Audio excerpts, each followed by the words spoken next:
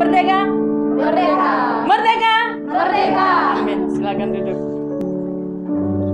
Kita akan sama-sama langsung membukakan firman Tuhan di dalam Galatia 5 ayatnya yang pertama.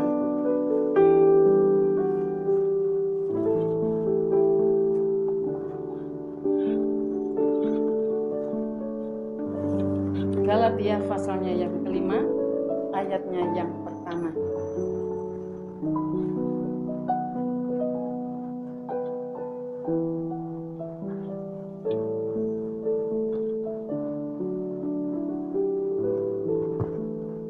Sudah semuanya?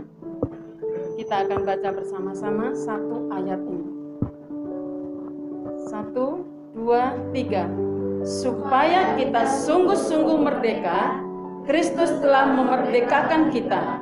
Karena itu, berdirilah teguh dan jangan mau lagi dikenakan kuk perhambaan. Saya bacakan sekali lagi bunyi firman Tuhan pada pagi hari ini. Supaya kita sungguh-sungguh merdeka, Kristus telah memerdekakan kita. Karena itu, berdirilah teguh dan jangan mau lagi dikenakan kuk perhambaan.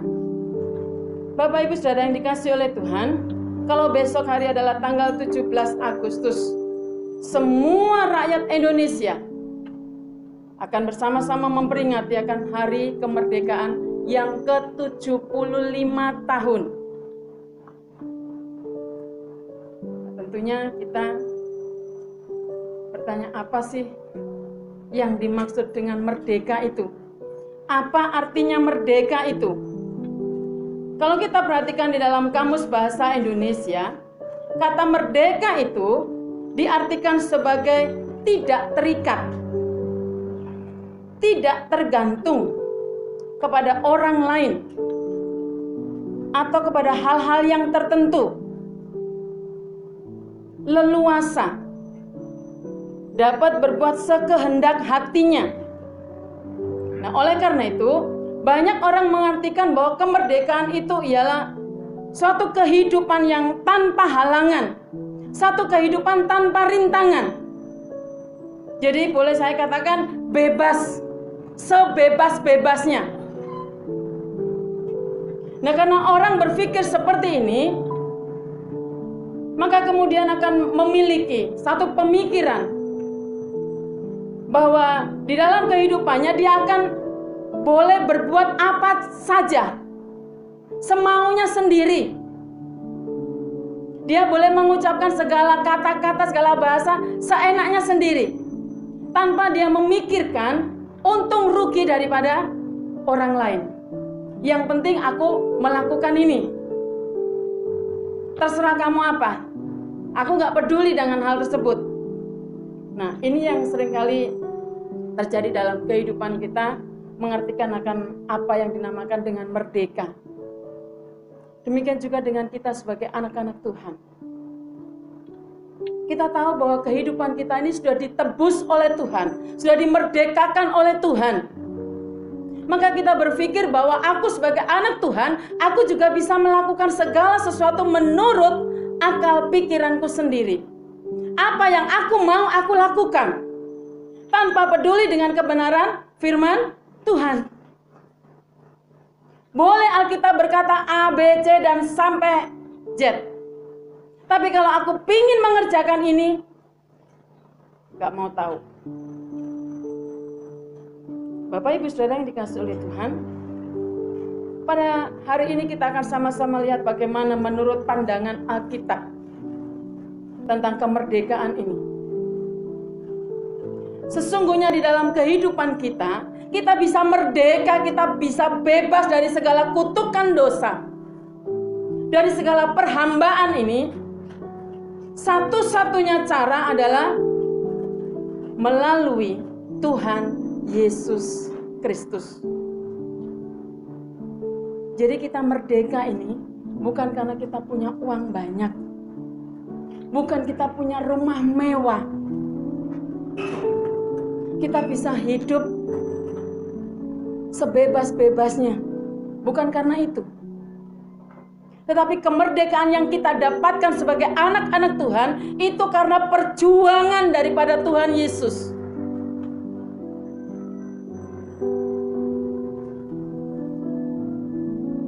Karena Yesus berjuang untuk kita, maka kita mendapatkan kemerdekaan. Nah, Bapak Ibu Saudara yang dikasihi oleh Tuhan, kemerdekaan yang diraih oleh bangsa Indonesia juga tidak tiba-tiba Indonesia itu merdeka. Tetapi kita lihat para pahlawan kita yang sudah mendahului kita, mereka inilah yang berjuang melawan para penjajah Inggris, Portugis, Belanda. Mereka berjuang bersama-sama bagaimana untuk supaya negara Indonesia ini merdeka, bebas dari penjajah. Nah, dari perjuangan daripada para pahlawan itu, maka di tanggal 17 Agustus 1945 yang dideklarasikan oleh Presiden kita yang pertama yaitu Bapak I.R. Soekarno, maka detik itulah, saat itulah Indonesia merdeka. Nah, karena Indonesia sudah merdeka, maka kemerdekaan saat itu diartikan bahwa ini merupakan satu hak daripada bangsa Indonesia untuk menikmati akan seluruh muka bumi Indonesia ini. Dengan kebebasan yang dimiliki oleh rakyat Indonesia, maka kita lihat bagaimana daripada kehidupan negara kita saat ini. Ada banyak kesulitan, ada banyak hal-hal yang kita rasakan saat ini. Sehingga kita berkata, masa seperti ini kita dibilang merdeka. Karena orang memakai kekuasaannya sendiri untuk kepentingannya sendiri. Seperti tadi yang saya katakan, pokoknya aku mau melakukan sesuai dengan keinginanku tanpa memikirkan orang lain. Bapak Ibu Saudara yang dikasihi oleh Tuhan, sebenarnya gambaran daripada kehidupan rakyat Indonesia itu juga merupakan gambaran kehidupan kita sebagai anak-anak Tuhan. Pola pikir kita masih dijajah. Memang kita sebut diri kita anak Tuhan. Kita menyebut aku mendapatkan kemerdekaan daripada Tuhan.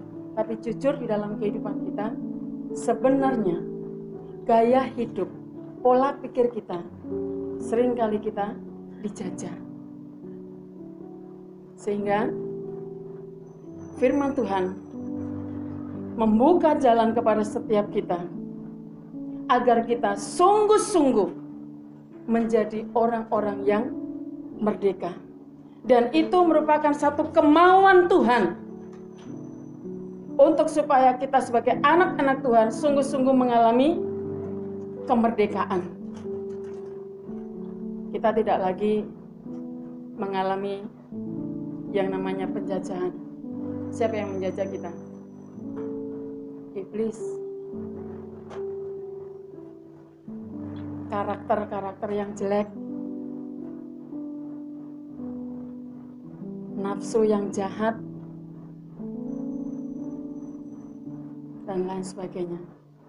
Tetapi dalam ayat firman Tuhan yang sudah kita baca bersama-sama tadi, Tuhan gak mau melihat anak-anaknya seperti itu, yang berkata bahwa aku merdeka, tetapi sesungguhnya hidupnya masih di dalam penjajahan. Maka firman Tuhan dengan tegas mengatakan, dan Tuhan ingin supaya kita ini benar-benar mengalami sebuah kemerdekaan yang sejati. Lalu apa yang harus kita lakukan supaya kita bisa merdeka yang sungguh-sungguh? Perhatikan tadi di dalam ayat yang sudah kita baca bersama-sama. Dikatakan, supaya kita sungguh-sungguh merdeka, Kristus telah memerdekakan kita. Karena itu, perhatikan, yang pertama adalah berdirilah teguh. untuk supaya kita bisa mengalami sebuah kemerdekaan yang sejati, kemerdekaan yang sungguh-sungguh daripada Yesus, yang harus kita lakukan yang pertama adalah berdiri teguh. Bapak Ibu Saudara yang dikasihi oleh Tuhan, pada saat saya merenungkan akan bagian firman Tuhan ini dan membaca ulang dan ulang dan ulang, sampai kemarin sore anak saya Fredrik sudah bertanya, "Ma, temanya apa?" Mama masih bergumul. Karena ada 2 tema yang sudah ada di pikiran saya sejak Bapak bilang kalau hari ini mau pelayanan ke Bogor. Saya terus bertanya sama Tuhan, apa Tuhan? Salah satu di antara 2 yang sudah saya pingin ini, tentukan. Sampai kemarin sore anak saya pertama saya bilang, tunggu dulu, nanti malam Mama akan WA kamu. Dan malam terus saya berkata, Tuhan, apa Tuhan? Sebagai anak Tuhan. Dan saat menemukan kata berdiri teguh, saya sambil kotak-katik pulpen saya taruh ganti pensil. Akhirnya saya diingatkan oleh Tuhan dengan sebuah kisah. Ada 2 macam dasar daripada orang Kristen di saat membangun rumah. Coba kita perhatikan di dalam Injil Matius 7. Matius pasalnya yang ke-7, ayat 24 sampai dengan 27. Matius 7 ayat 24 sampai dengan 27. Saya bacakan demikian bunyi firman Tuhan. 2 macam dasar. Setiap orang yang mendengar perkataanku ini dan melakukannya, ia sama dengan orang yang bijaksana yang mendirikan rumahnya di atas batu. Kemudian turunlah hujan dan datanglah banjir. Lalu angin melanda rumah itu, tetapi rumah itu tidak rubuh sebab didirikan di atas batu. Sampai di sini dulu saya bacakannya. Perhatikan ayat 24 sampai dengan 25. Di situ dikatakan bahwa orang Kristen yang berdiri teguh, dia kuat mendirikan rumahnya. Kenapa kuat? Dia dirikan di atas batu. Dan di ayat 25 dikatakan, ujian datang. Dengan apa? Kenapa tidak roboh? Karena didirikan di atas batu. Bapak Ibu Saudara yang dikasihi oleh Tuhan, ayat 26 sampai 27 dikatakan, tetapi setiap orang yang mendengar perkataanku ini dan tidak melakukannya, ia sama dengan orang bodoh yang mendirikan rumahnya di atas pasir. Kemudian turunlah hujan dan datanglah banjir, lalu anginlah rumah itu, sehingga robohlah rumah itu dan hebatlah kerusakannya. Bapak Ibu, orang yang kedua di sini adalah sama orang Kristen yang juga mendirikan rumahnya, tetapi dikatakan tidak teguh alias lemah, loyo, letoy, lemes, ya, nggak ada daya dia. Karena apa? Karena rumahnya didirikan di atas pasir, sehingga saat ujian datang, hujan datang, banjir datang, angin datang, rumahnya roboh. Bapak Ibu Saudara yang dikasihi oleh Tuhan, kalau kita pikir 2 orang tadi sama-sama mendirikan rumah. Tentunya kalau mau bangun rumah, bahan sama, ada pasir, ada batu bata, ada semen. Mungkin pakai batako, yang satu juga pakai batako dan lain sebagainya. Ada arsiteknya, pasti ada tempat tidur, ada kamar mandi dan lain sebagainya. Secara fisik sama. Sama-sama membangun rumah. Tetapi perbedaannya saat ujian datang. Boleh dikatakan saat diuji oleh Tuhan, saat ada ulangan, yang satunya siap. Walaupun dikatakan mendadak ulangan, siap Bu. Yang satunya bilang, ya aku kan belum belajar. Ibu sih mendadak ngomongnya. Bapak Ibu, ini gambaran dalam hidup kita. Sebagai anak-anak Tuhan, siapa yang tahu datangnya penyakit menimpa dalam hidup kita? Nggak ada. Siapa yang tahu kalau besok kita akan menghadapi masalah? Nggak ada. Mungkin kita pulang dari tempat ini, karena sekarang firman Tuhan yang ngomongin masalah. Tahu-tahu di depan pintu gerbang gereja kita ini, kita sudah dihadapkan dengan masalah. Kita nggak ngerti kapan datangnya. Nah, saat-saat yang seperti ini, disitulah saat Tuhan menguji kita. Bagaimana pondasi kita, dasar kita saat kita membangun akan rumah rohani kita ini. Dengan dasar apa? Apa kita dasarkan dengan batu atau pasir?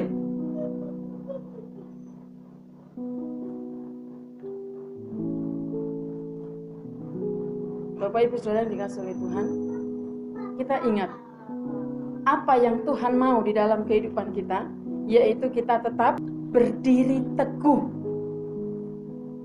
Kenapa Tuhan inginkan kita tetap berdiri teguh? Karena rumah rohani yang kita bangun ini di atas batu.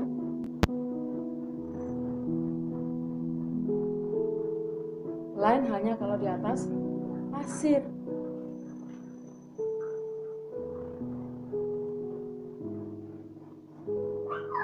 Nah, sekarang bagaimana cara bangun rumah rohani kita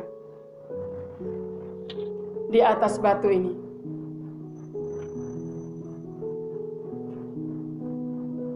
Firman Tuhan bilang, kita harus melakukannya.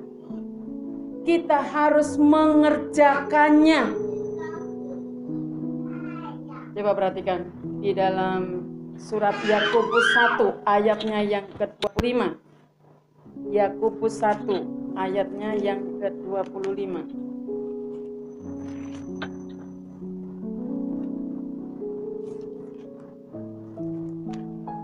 Yakobus 1 ayat 25 dikatakan demikian, tetapi barang siapa meneliti hukum yang sempurna, yaitu hukum yang memerdekakan orang, dan ia bertekun di dalamnya. Jadi bukan hanya mendengar untuk melupakannya, tetapi sungguh-sungguh melakukannya, ia akan berbahagia oleh perbuatannya. Perhatikan di situ. Firman Tuhan tegas. Jadi bukan hanya untuk mendengar lalu melupakan, tetapi sungguh-sungguh melakukannya.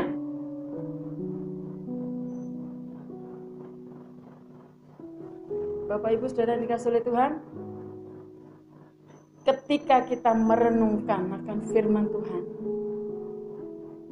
meneliti akan firman Tuhan, nggak berhenti stop. Aku hanya tahu. Bapak Ibu, jujur, kebanyakan kita ngerti, tahu, hafal akan kebenaran firman Tuhan. Tetapi untuk melakukan, banyak bertanya kepada Tuhan. Tuhan, kalau aku melakukan ini, akibatnya apa? Nanti kalau aku melakukan ini, maka anak-anakku begini-begini dan lain sebagainya. Bapak Ibu berat. Jujur di dalam kehidupan kita. Kita sering bertanya-tanya. Apalagi masa COVID seperti ini. Ibu gak ngomongin orang. Ngomongin diri sendiri Ibu.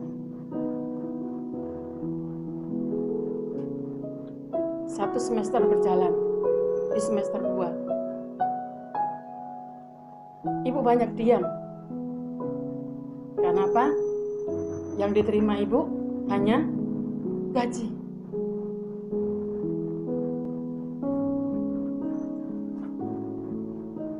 Dan gajinya pun bukan di tangan saya. Karena apa? Saya nggak punya nomor rekening. Harus masuk ke rekening Pak Pendeta. Dan setiap bulan saya katakan, Tuhan, perpuluhanku, persembahannya, apalagi sekarang nggak pakai kantong, amplop, bergumul ngasih persembahan di dalam amplop.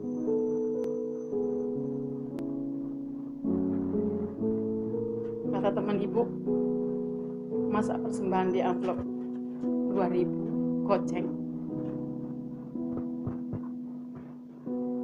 Bapak Ibu, musim COVID ini benar-benar, dan saya sering katakan sama mereka, belajar taat, mengerjakan, melakukan firman Tuhan, tetap setia. Dan itu yang terus di telinga ibu, belajar taat, setia, taat, setia, taat, setia. Dan dia belum hanya, saya tanya ke pendahara, perpuluhanku ada di Bapak. Kenapa nggak ke tangan saya? Stop hanya di situ. Nggak ada, biasanya ada uang les masuk, ada online, nggak ada masuk. Apa mau saya nggak kasih persembahan? Apa saya mau tutup perpuluhan saya? Karena saya punya alasan, Tuhan, aku nggak ada masukan yang lain. Bapak Ibu, ini sebuah kesulitan untuk mengerjakan, melakukan yang namanya taat setia. Dan saya semalam bergumul dengan hal ini. Karena Tuhan katakan, saat kamu melakukan, kamu benar-benar akan mengalami yang namanya kemerdekaan sejati.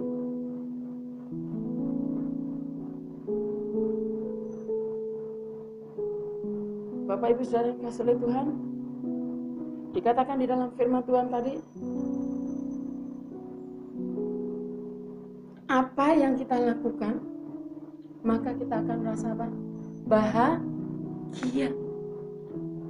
Ada satu sukacita tersendiri, ada sebuah kebahagiaan tersendiri jika kita menurut, jika kita mau melakukan, mengerjakan akan kebenaran firman Tuhan. Kenapa? Untungnya di kita sendiri.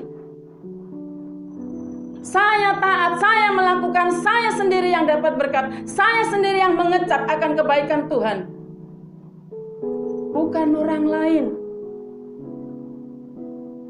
Memang kalau dibilang untung rugi, rugi. Tetapi kenyataannya untunglah yang saya dapat.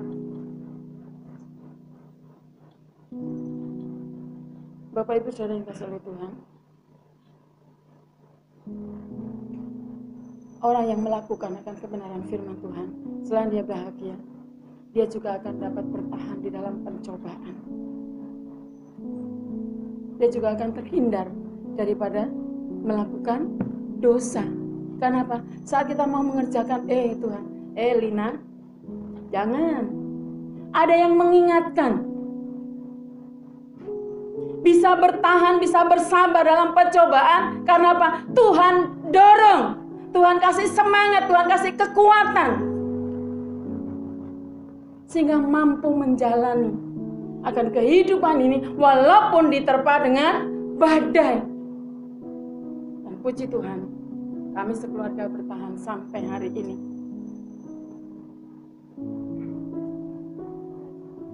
Bapak Ibu jujur, selama COVID saya nggak pernah minta yang lain-lain kepada Tuhan. Tuhan, ini rumahmu.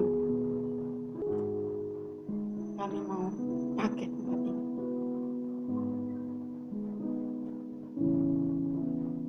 Dan kami tidak pernah memikirkan bagaimana kami makan, bagaimana kami minum. Yang kami tahu, Tuhan pasti sediakan.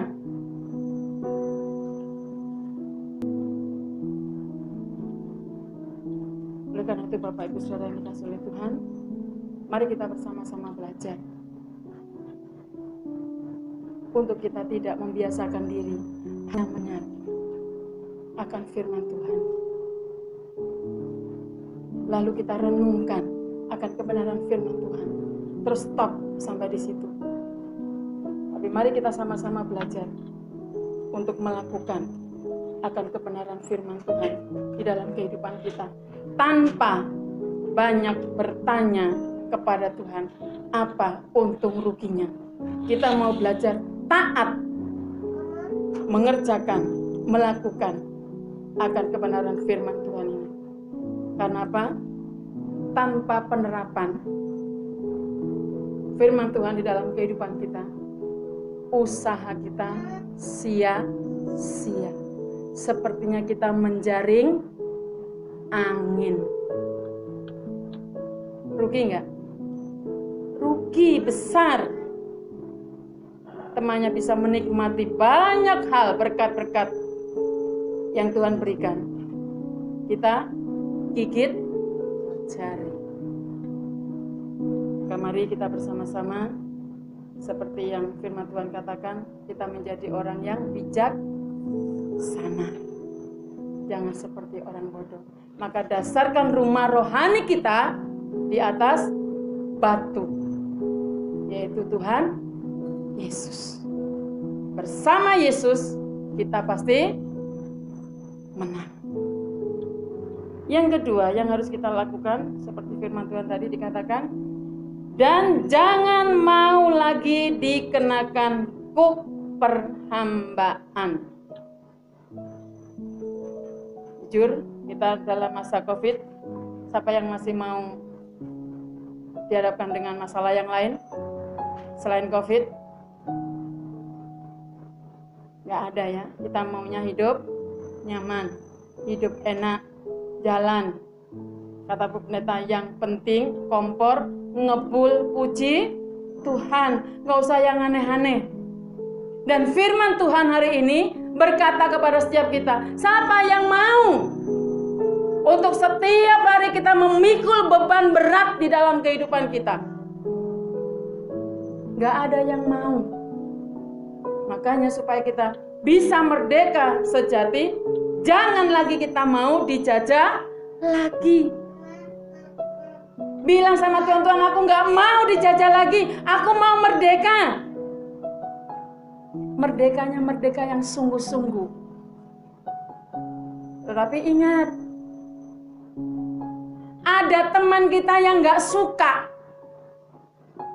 kalau kita ini hidup merdeka. Siapa teman kita yang gak suka? Iblis. Iblis paling gak suka kalau anak-anak Tuhan bilang, Tuhan aku mau lepaskan semuanya ini. Aku gak pingin lagi hidup dijajah. Gak ada yang mau iblisnya. Iblisnya pasti cari cara gimana supaya jatuh lagi. Dia masih terus aja hidup di dalam kungkungan dosa. Dia senang bergaul dengan hal-hal yang tidak baik. Suka sekali kalau hari Minggu antar aja, minggu depan masih ada, minggu lagi masih ada, minggu lagi masih ada. Paling senang iblis begitu. Karena apa? Itu merupakan sasaran empuk buat si iblis. Dan itu merupakan satu tujuan utama daripada iblis, untuk menjatuhkan anak-anak Tuhan. Supaya dia malas, supaya dia jatuh lagi dalam dosa. Dan ingat firman Tuhan katakan apa? Iblis itu seperti singa yang mengaum-ngaum. Dia berkeliling sana sini sepanjang hari selama 24 jam. Gak berhenti iblis, cari-cari terus. Siapa yang bisa dirobohkan?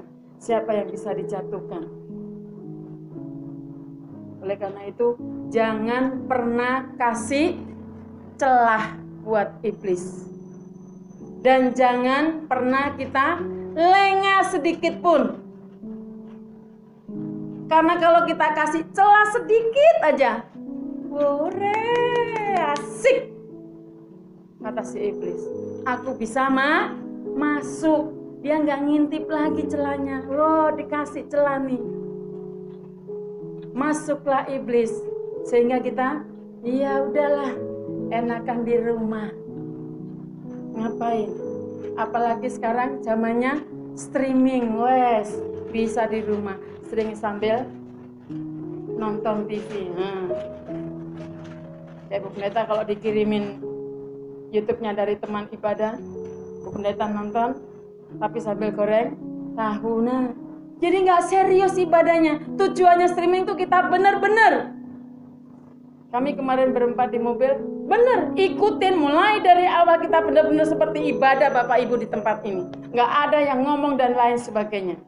Berdoa tutup matanya Pak Pendeta dan Iva yang melek karena Pak Pendeta setir.